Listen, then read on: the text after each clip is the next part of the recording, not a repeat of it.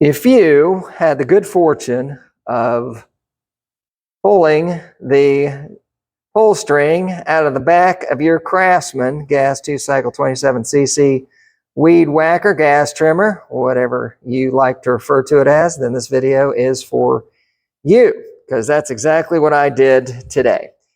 Filled up with gas, started it up, and out came the string. And you know what? It was a hot day, so I'm almost glad that it did. Not, because this is obviously a project that I did not have planned for today. Anyway, so I've already disassembled the back.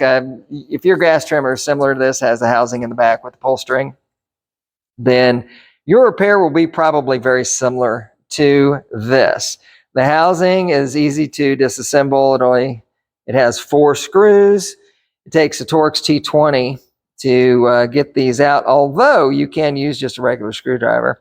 As you can see, it's got a flat edge there, so you don't need the Torx bits to get this out. But fortunately, I had them. So thank you, honey, for gifting me that for Christmas one year. Love that bit set. Didn't think I was going to use much of it, but I did, and I love it. It's fantastic. So get the housing, pull your housing apart with all the springs. Just be real careful how you pull this thing apart. And I am leaving this spring in place. If you can possibly prevent yourself from being so aggressive in your disassembly that you just avoid pulling that out, because really the fix has nothing to do with that. We can leave that in place. But as far as these other parts, you can pull those apart in order to get down to this section, which is where we'll start. And your string, let's see, I don't know where the other piece went, but I've gone ahead and I've used a knife to cut that down, and then I took a lighter and remelted the end of it. So anyways, I'll probably end up repeating myself with some of this information, but we got our parts ready to go, got the tools ready to go, so we are ready to go. So here we are for another unplanned project that I had no idea I'd be doing today. So let's get into it. Let's take a look at what we all have as far as parts and stuff and what we need to assemble. Take that out. I might have mentioned earlier, this was frayed. Exactly. Well, there you go. This is what broke. And this was on the inside of here. And so I guess I'm just quite the Hulk. And pulled right through that. So anyway, that's resulted in a mess on this end. So I took a blade, cut it off, and then warmed this up with a lighter to melt this back to keep it from continuing to fray. I have no idea now if the length of this is going to have any impact on the repair. I guess we'll soon find out. So let's get started. Okay, the housing, as I mentioned earlier, it comes off real easy. This also had a kind of, I guess, some sort of a, want to call that a washer? I don't know. And it fits right on there. Just make sure you got your parts. I got my 4 screws. And as I noted earlier, this is a spring that's loaded inside of this plate right here. Leave it be. If it does come undone, it's not that difficult to put the spring back in. It's just takes a little finesse and time. So if you don't have a lot of either of those, don't mess with it. I'm kind of short on both of those as well, so I didn't mess with it. All right, so I don't do this very often, so let's just see how we get along. So what we want to do first is we need to measure the length of our rope here. So I'm going to feed this through here, and you can use a screwdriver. I've got a little punch that I use for everything to get this through there. Once you harden that end off, if it's hardened a little bit large, then it might be difficult to get through there. I don't think this is going to be that difficult. It's just going to be, oh, what was that thing I don't have? Finesse? Yeah. Anyways, all right, so it's through there. So let's see how many times this thing goes around here. One, this is just an approximate. 1, 2, 3, almost just shy of 4. Okay, 3 3/4. What does that mean? Not really sure at this point in time. I think that comes into play. It should come into play later. All right, so on the back side of this, you'll notice there's a little cutout. And this is going to go over the shaft here. And if you'll see inside of here, the spring has a little, I'm not exactly sure what to call that, but it's just a rolled a rolled end at the end of the spring, and this is all coiled on the inside of this metal plate. So what we're going to do is we want to get this on top of this little nodule there. Okay, so find a place, and it will sit comfortably. And when you turn it, let's see. Yes. When you turn it counterclockwise, there will be tension, and so you'll get a little bit of kickback, so you know you're going in the right direction because you want to wind the string. So what I'm going to do, and just to make this easy to remember, I want to mark this.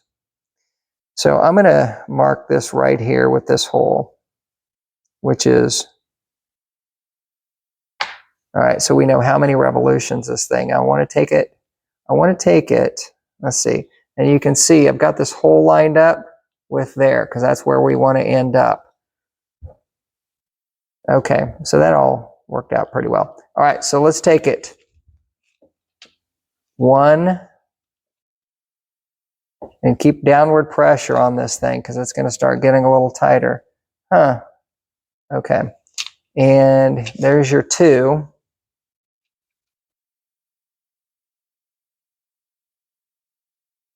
There's your 3.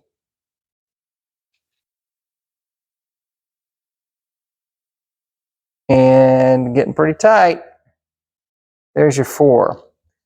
Okay, so this is where an extra set of hands probably would help, because what we're going to do now is we're going to feed this cord through this and then inside of this.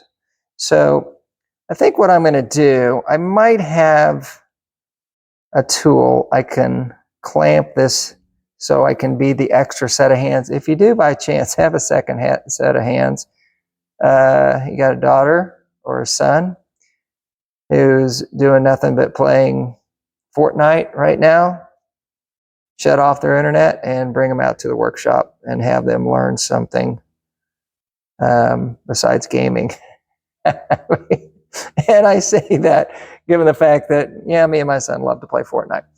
So anyways, a second set of hands will help real quick. So let me go get, don't think I've got a tool here. All right, so let me get a tool that I think will help, and we'll be right back. Okay, so we're back. All right, so I was looking for a tool that would hold this in place since I don't have a second set of hands. And I just happen to have some long nose vise grips. That's just a brand. What do you call these things? Tension locks? Something, I don't know.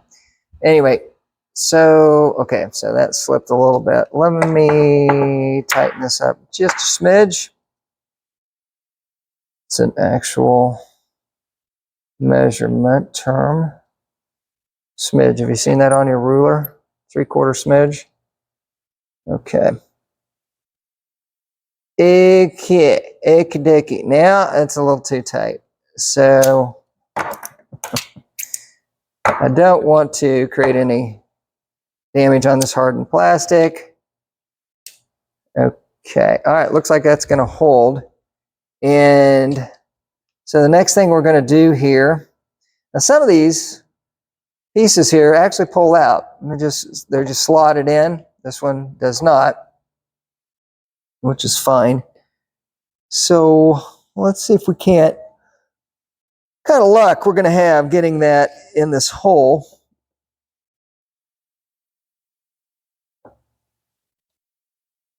All right.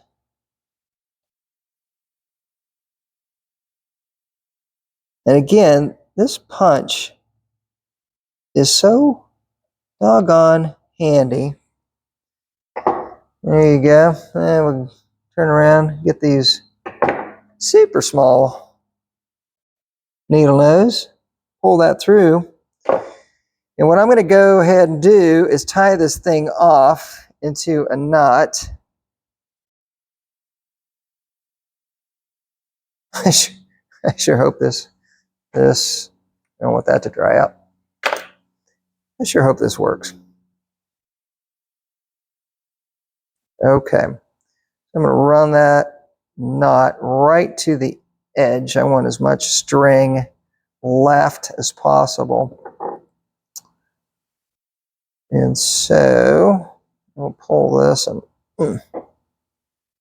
we'll tighten that up a little bit. Right. Should be good. All right. So get that inside of there. I want to get that pulled in there nice and tight. All right. So then we can release that and let her pull that string right back into the housing. Okay, so far so good. Does it look like I might know what I'm doing? Ha! Not so fast. Another spring.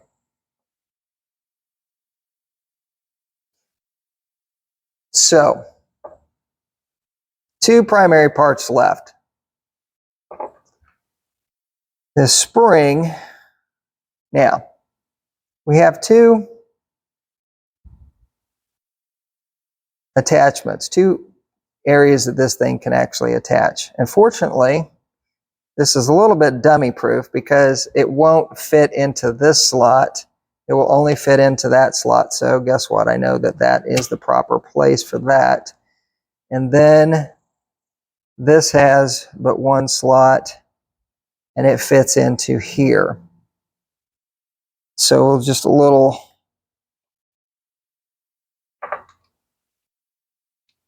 there we go. It slipped in there real nice. All right, so everything looks to be back in place. So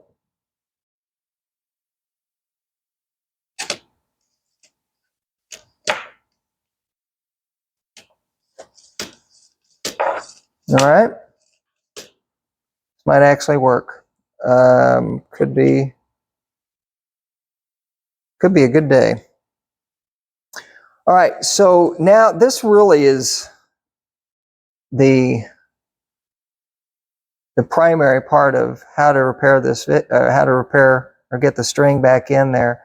As far as getting it back in, getting the housing back, attached back to the gas trimmer, I think that's pretty straightforward. We'll take a look at it, but for those of you who don't care at this point, you just want to know how that is, you can shut off the video.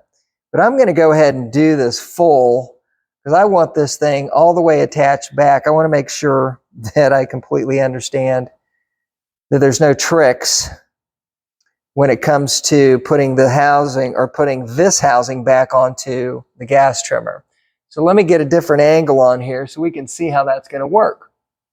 And then we'll get right on that. Last Oh, you know what I forgot?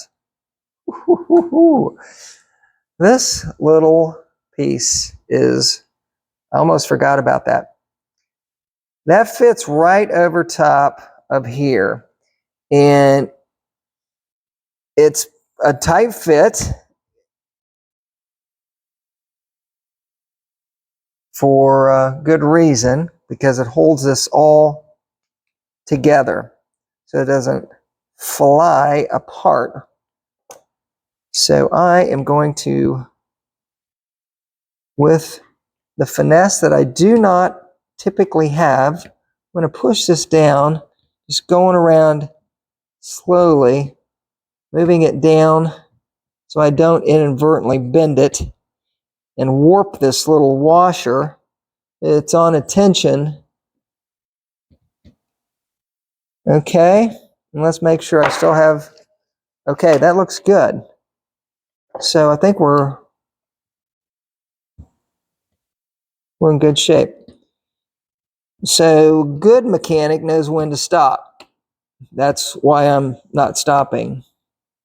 I'm not a good mechanic. There we go. Okay, so let's get a different angle on this, and let's get this back onto the gas trimmer. All right. What does everything start with? All right, we're back. So let's get a close look at what we have. These things are directional. So this thing turns this way, and then when it releases, it comes back this direction. And these springs allow the flywheel. Can I call it a flywheel? Well, I'm going to call it a flywheel. I don't know exactly what it's called. To slide back through. That's what the tension on the string brings this back. So it's ready to pull again. So we know that this thing is going to go this way. Does it really matter? No, it really doesn't. Just as long as it all fits together. So hopefully this will all come back together without a whole lot of issue. I'm going to go ahead and get my screws ready to roll. As I noted before, we got 4 of these. Torx T20s. Got that. This little piece goes right here over the pull cord housing. That's just to close that section of housing up. And I'm going to go ahead and put a screw through here, kind of just to hold that in place. I can do, hopefully the screws will stay in place. And so I don't have to worry about that, fishing that around. And there we go. So this, I like that. So this might actually require this to be screwed in, and that, oh, excellent. Okay. Now I'm noticing a little bit of a crack here, but it doesn't go all the way through, which is good. And I don't know, doesn't look like a crack. Looks, anyway, maybe that's there on purpose. I don't know if you can see that or not. All right, so let's, now, you can see the orientation of the gas trimmer here. So the cord, if you're referencing, the cord is on the side of the choke here. And I'm just going to place it, the housing, over here, and I'm just going to pull up on this to see if I can't get it to fit on here correctly. All right, and those screws were kind of keeping it from, okay, it's catching. So we are set. I'm going to go ahead and set these screws in, hold this thing. I'm going to back it off and then pull it in. I don't know if you're like me, but I always back off the screws just a bit, just to make sure I get them seated properly. Now, honestly, and I don't want to speak too quickly, but if this works, this is a first shot. There is no redo on this, which is typically any project that I do has a certain learning curve, which requires me to come and redo a section of it because I've got a step out of order. So far, this has come together pretty easily. This is not, I'm going to just tell you, this is as far as 1 to 10 difficulty, 10 being difficult, 1 being easy. This rates right there with 1 to 3. And I think your biggest challenge is to make sure that you've got the right tools to do this. This was a real big help. I will tell you, if you have one of these for this project, it helps because this is your second set of hands. Had I not had that, it would have been real difficult to get that rope threaded through. So now I'm not over torquing these. When I took these off, and as much vibration, this is 2-cycle, so it produces a little bit of vibration. Gosh, a little bit. It's probably a bit of an understatement. But these screws were not in that tight. So I'm not gonna set them back. They did not have washers either. Go figure. So that's it. Now, what I need to do next is to see if I can actually get this thing started. So let's do that. I'm really not in a good spot here to get it started, but maybe let's give it a shot. Let me get some gas in the carburetor. Give that a good few. And I don't want to tear up anything here in the shop. It's all just boxes anyway, but all right, so let me put that on there. This is not how I typically do this because I'm kind of crosswise, but okay, well, there you have it. That works. Well, there you have it. Brake trimmer string, not that big of a deal. Honestly, once you've got the knowledge, you could have done that entire process in 30, I don't know how long we took, but I don't know that this is more than a 30 to 40 minute project, as long as the string is broke at the very end. Now, if it breaks in the middle, then you're going to have to get a new string. That's a whole nother story. But the bottom line is, regardless of whether you have to get a new string or not, the process is the same as far as the repair goes. So pretty easy. We're going to call this 1 to 3 as far as difficulty, meaning 1 easy, 10 most difficult. I hope this video helped. I could not find another video specifically for the Craftsman model here. The Homelite is very similar to these. As a matter of fact, I think I'm out on a limb because I cannot verify this, but I think Craftsman and Homelite might be buddies.